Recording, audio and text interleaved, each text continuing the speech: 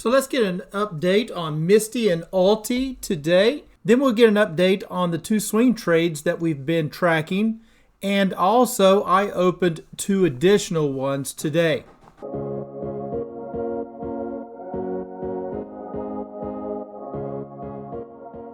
Hello my friends, this is Legend. Today we're going to go over MSTY and ALTI and see where they're setting. Then we'll take a look at Coca-Cola and Walmart. And those are the two swing trades that I've been tracking for the last few days. And I did open up two new ones, and we'll go over those as well. I'll also briefly explain what I use to determine before getting into any of these swing trade plays. So let's just go ahead and we're going to take a look at the YieldMax website first. And we'll just take a look at MSTY right here. And as you can see, it does have the distribution rate on the site of 90.53, and it has net assets of 4.66 billion. That's a lot of assets, but it used to be higher, right?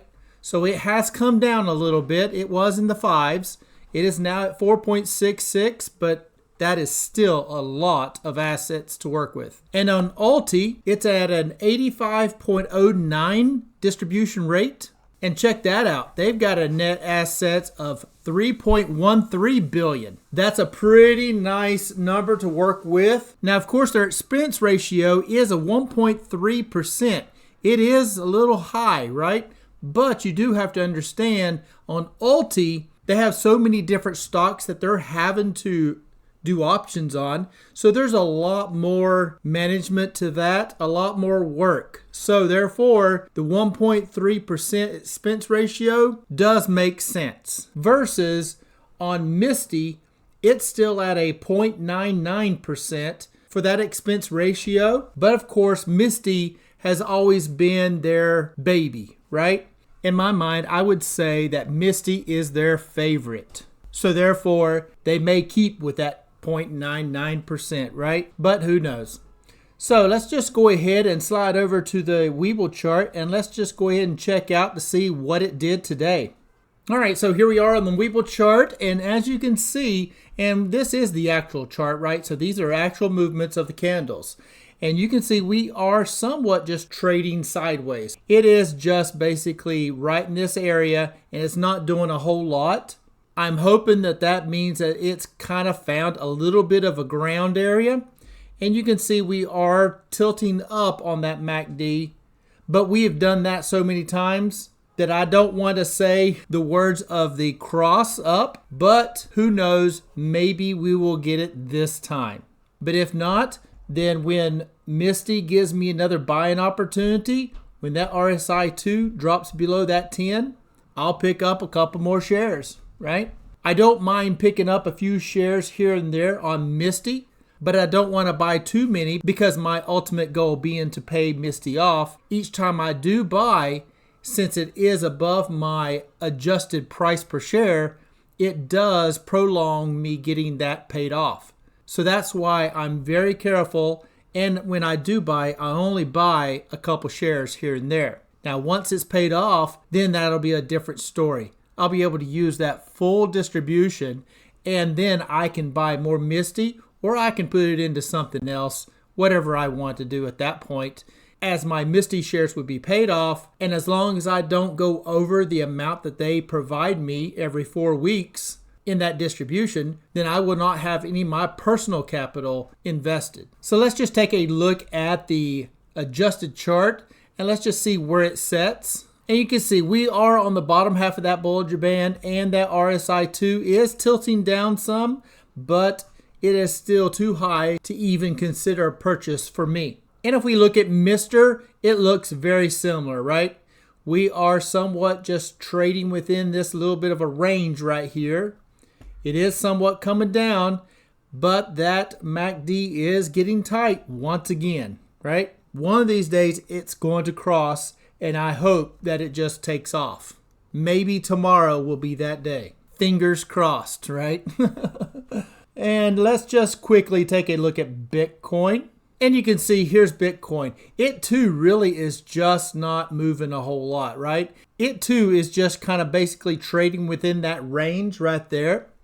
And even though it is moving up, it is still staying within this range. So not really a whole lot of movement on Bitcoin currently. So let's just go ahead and slide right over to my swing trades now, as those have been kind of exciting here lately. Let's start right off with Coca-Cola. All right, here we are on Coca-Cola, and as you can see, it did have another down day today. The RSI 2 is still below that 10. It is way below the 10, right? We're sitting at 2.78. So very low on the RSI 2, and we are still pushing that Bollinger Band out, right? So on Coca-Cola, I ended up purchasing 2 more shares, and I got those shares at $67.55 per share. So that ended up giving me a total of 12 shares, and I have an average of $68.33. Now I do have another buy order in here for an even 67 if it ever does get that far down. And if it does, it'll pick up another 2 shares at that 67 even. So we'll see how Coca-Cola does going forward, but my average is not too far off from the current price of Coca-Cola. But again, I look at that 1 year and that 5 year to give me a little bit more of a feel good of the overall price of Coca-Cola that continually moves up, right? There's the 1 year, the red line being that 200 MA, and I would like for it to stay above that. And then if I look at the 5 year, you can see it just stays right above it on the 5 year. We did come down and bounce off of it right here, but then we stayed up above it. So that's what I'm looking for overall for a stock that I'm looking to swing trade. I want to see that overall, long term, this thing moves up. So that when we have a day like today and we are down, I don't worry too much, right? I just look at it as being a buying opportunity, help DCA, and that's dollar cost average in. And eventually, when it does move back up, then I can start setting my stops to lock in my profits. Next on the list that we've been watching is Walmart. And here we are on Walmart. And you can see I did move that stop up this morning, and it's sitting at 98.26. So I've got it sitting right there underneath this candle right there. And that's right on that MA5. And after this big pop today, if we get another green candle tomorrow, then I will move it up once again. And then I'll move it up to probably 99.14 and so forth, right? So I'll just keep moving this one right on up. My current buy price for Walmart is 5 shares at $96 even, and that's my average. So with my stop currently at 98.26, I'm in the positive, right? I'm in the green. So if this thing decides that it wants to shoot on back down, it could kick me out. But if it does, I'll at least get kicked out in a profit, right? So just wanted to let you know I did move it up from that 97.29 to moved it up to 98.26. And tomorrow, if we're moving on up again, I'll move it again to 99.14. Now I did get into 2 new ones today, and I'll show you why I actually picked them, right? So let's just start off with the first one, and that is Duke Energy. Let's take a look at that big picture. If I go to that 1 year chart, there we go. Look at this. That right there, that red line, that is the MA200, and it's just staying right above it. Each time that it does touch it, even though it may break it, it just bounces off of it, right? Comes down, touches it, and then bounces off. And it bounces off of it quite regularly, right? And now we're sitting at 120.17 currently. And if we look at the 5 year chart, you can see the same kind of thing, right? It is staying above that 200 MA. So that's the first thing that I would look for whenever I'm looking to get into a stock, especially like swing trade or even a long hold, right? If you're going to hold it long term, getting into a stock that stays above that 200 is definitely, in my books, a better idea than something that may down below it, way below it, and then shoot up above it. Yeah, that can be quite volatile and could probably make you a lot of money if you happen to be on the right side of the trade, right? But for something like this, it stays above it. I can kind of play a little bit more of a swing trade just through the movements of the candles, right? It's a little wavy, right? I get in down here and then it goes up and then it kicks me out, right? Then it drops down again, I get back in. It goes up and it drops down just a little bit, kicks me out. So each time I'm able to stair step my winnings up, right? And that's why I'd like to see my candles above that 200 MA. So currently I have 4 shares at 120.28, and that's my average. And the current price being 120.17. Now we'll see where it goes from there. It could go up, it could go down, but overall, long term, the big picture, it goes up. So we'll see what tomorrow brings on that one. But that's one of my new ones I did get in with the 4 shares at 120.28. And the next one that I got in was Visa. All right, so here we are on Visa. And I got into this one as a swing trade as well. Now let's just go ahead and we'll take it that long term, right? That 1 year and 5 year. And let's just see first, does it satisfy staying above that 200 MA? All right, here's the 1 year, and yes, sir, yes, ma'am, it does. Look at that. Ain't that beautiful?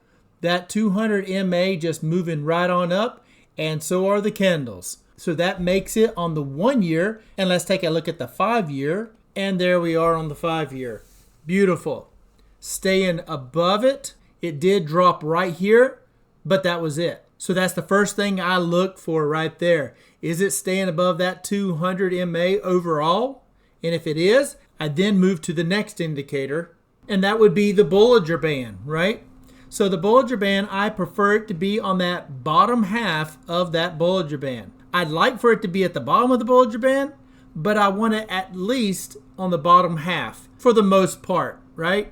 Doesn't have to be, but I prefer it to be on that bottom half or even at the bottom of that Bollinger Band. And this one is, right? It is definitely on that bottom half. So the next indicator that I'd be looking for is the RSI-2. And is that RSI-2 below 10? And this is the number right over here. And as you can see, it is. It's 4.01. So it is under the 10 on the RSI-2. And since I'm looking at such a short time frame, right, just 2 intervals on the RSI, I'm looking for just a little quick pullback, right? Not necessarily a big pullback like on a RSI 14 or something like that. I'm just looking for just that little quick pullback like what it's doing. Maybe come down closer down to here where I can buy more shares, right? Before popping back up and getting back to the midpoint of that Bollinger Band. Now, once I see this start moving up, then my next indicator that I'm going to look at is the moving averages. And here we are on the moving averages, right? And this green line, that's the MA5. That red line, that's that 200 MA. And that's the one that's been staying above, right? We did dip down below it, but then popped up. Looks like we might be dipping or even testing this 200 yet again. And then I'm hoping and looking for this to bounce off of it and start moving back up. And again, I'm just going off of history of the charts because that is what the 1 year has showed us. So that green line right here, that's the MA5. That's usually my stop point, right? That is where I would set my stop. Now, currently, I'm down here in this area, right? Because I have 4 shares at 342.59.